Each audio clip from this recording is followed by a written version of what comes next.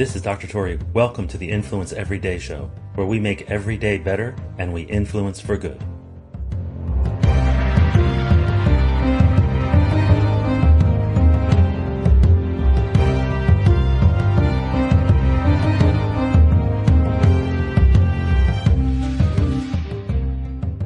Influence has an influence problem. Now, in my 20 plus years of studying influence from multiple different domains, I've come across the same objection time and time again. And that is, people wonder, is this manipulative? Is it deceitful? Is it underhanded? Is it evil? If you're influencing somebody intentionally, if you're purposely influencing somebody, isn't that wrong? This is a very common objection. And let me tell you what I've learned through the years. So first is that as I studied from multiple different domains and different disciplines, I found a passion for influence and rapport and engagement because all of my relationships improved. Not because I had some ill intent, not because I had something that I wanted out of it, but all of my relationships genuinely, sincerely improved across the board.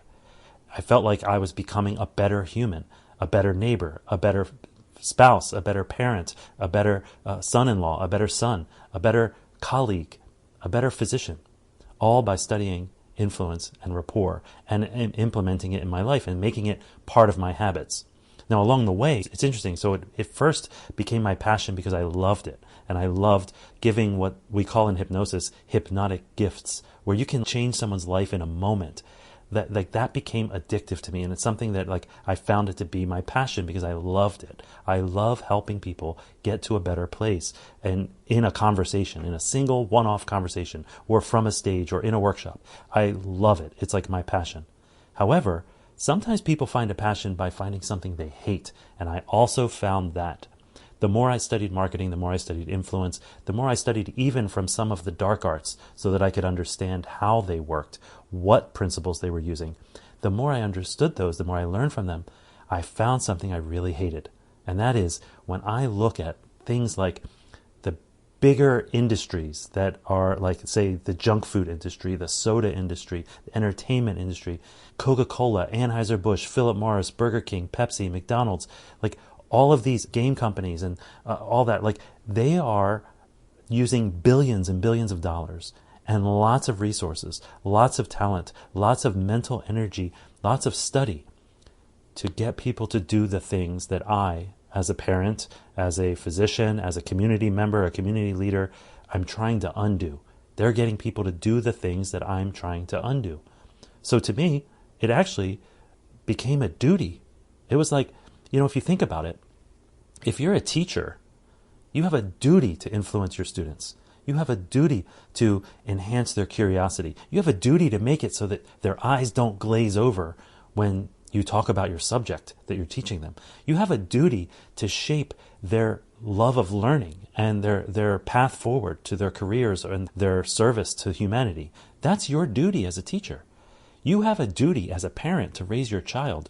You have a duty as a friend to console your friend if they're going through loss or a breakup or divorce or just got a bad diagnosis. It's your duty as the friend of that person. It is your duty if you are clergy and you're speaking from a pulpit. It's your duty to move the masses to a better place. If you're a coach or a mentor, it's your duty to move that person to a better place.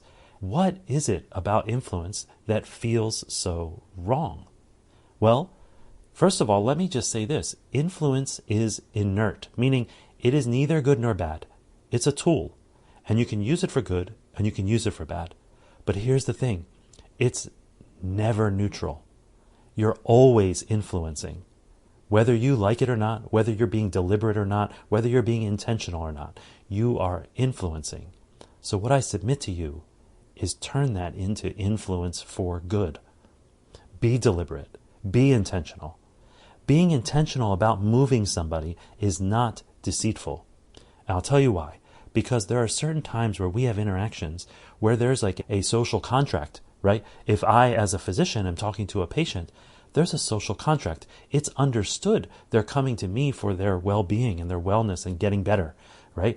And it's understood that I am coming from a background in medicine with some expertise and have their best interest at heart. And so That is the social contract. The moment I violate that social contract is the moment that my influence becomes deceitful, negative, wrong, underhanded, manipulative, is the moment I use it for some other service. If you're a parent, your duty is to influence your kids. And you're always influencing your kids. But let me ask you something. Do you want Philip Morris, Burger King, McDonald's, Anheuser-Busch, Coca-Cola, all these guys, do you want them to win? Because they are winning. You know why? Because which would you rather have? A Happy Meal with a toy in it? We all get to go out. There's 5 things, collect all 5. Or you better eat your chicken, mister, or you're not getting any dessert. Well, no wonder. No wonder McDonald's is winning. No wonder Burger King is winning. So it's your duty to influence. And so you better eat your chicken, mister, you're not getting any dessert, is not neutral. It's not neutral. In fact, you're actually influencing them in not the best of manners, right? So the same thing goes if you're a teacher and the kids' eyes are glazing over. If you're a teacher and you're not managing the classroom in such a way, you are influencing the kids in a negative way. So influence is not neutral. And what I submit to you is that it's your duty. It is not deceitful to do it intentionally. There are certain areas where influence will cross a boundary. Okay? Where it crosses the boundary is, one, if it violates the social contract. If you're a parent, it's your duty to raise your children. Your children know that you have their best interests at heart. You have their best interests at heart, and you're trying to get them to grow up and be responsible adults and upstanding citizens. That is your role. That is the contract. If you're a nurse and you're caring for a patient, that is your contract. You're in that role, and that is your duty to serve in that role. It's understood. It's accepted by both parties. Your duty is to move them to a better place, right? If you're a teacher, your job is to teach, impart knowledge, impart curiosity, impart a love of learning. That is your role.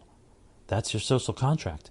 And if you're not fulfilling that, or if you're stepping outside of that role and doing something else, if you're a teacher teaching chemistry class and you're influencing the kids in their politics or in their faith, then that might actually be where you violate the contract. That is where you step over the bounds. So violating a social contract is one. Two, using deceit intentionally. So to withhold information or give false information about something, or manipulating emotions in a way that doesn't serve. So what do I mean by influence is never neutral? You're always influencing. Your behavior is being seen and witnessed. If you're in a group, the group's behavior is influencing others. Your smile, your greeting, the pace at which you walk, the cadence of your speech, the tone of your speech, all of these things are influencing people. Now, you can be influencing for good, you can be influencing for bad, but it's not neutral. You are influencing people.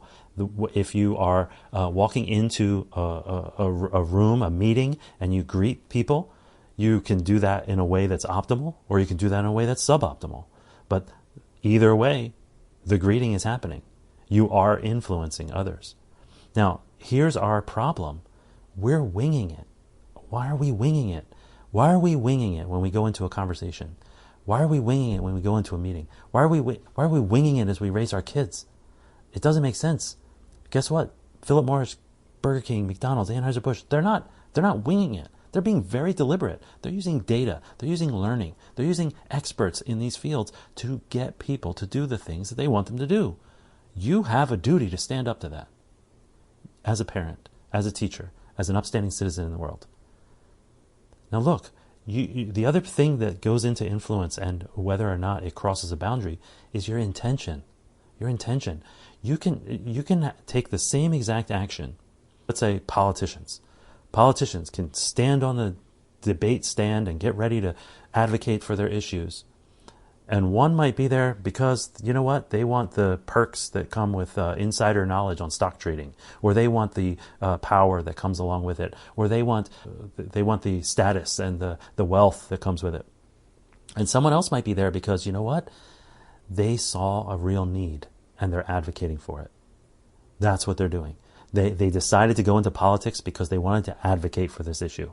climate change or poverty or access to resources or things like that. And so they got into politics to advocate for that. That is a good intention. To do it for oneself, one's own gain, one's personal gain, you're violating a social contract and those intentions are not good. Essentially, when it comes to influence, is it good or is it bad? Whether or not your influence crosses a boundary and becomes manipulative, deceitful, evil, underhanded, etc., is if you violate the contract, if you have ill intent, or if you're moving people to a place that does not serve. And those are the three things, essentially. And so I would submit to you that we need to stop winging it. We need to be deliberate, especially those of you who have good intentions, who are adhering to the social contract, who have a role that has a responsibility that you must fulfill. And you want to serve and you want to move people to a better place. And you know what that better place is based on your knowledge or expertise or learning. It's your duty to influence. So we can sit back and say, you know what, that's underhanded, that's evil. Okay, let McDonald's win. Let Anheuser-Busch win. Let the gaming industry win. Let the pornography industry win. That's essentially what you're doing if you are not deliberate about your influence. So what I submit to you is stop winging it, be deliberate, and serve. Influence for good. Be deliberate about how you greet people. Be deliberate about that gift you're about to give. Be deliberate about how you welcome someone new into your company. Be deliberate about how you collaborate with another team member. Be deliberate about that email. Stop winging it. Stop winging it. This is only the end of today's show if you let it be. Who needs to hear what you just heard? Go ahead and share it with them right now.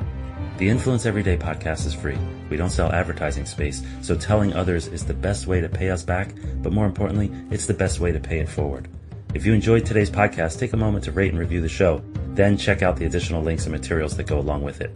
They offer more ways to take your influence, your impact, and your relationships to a whole new level.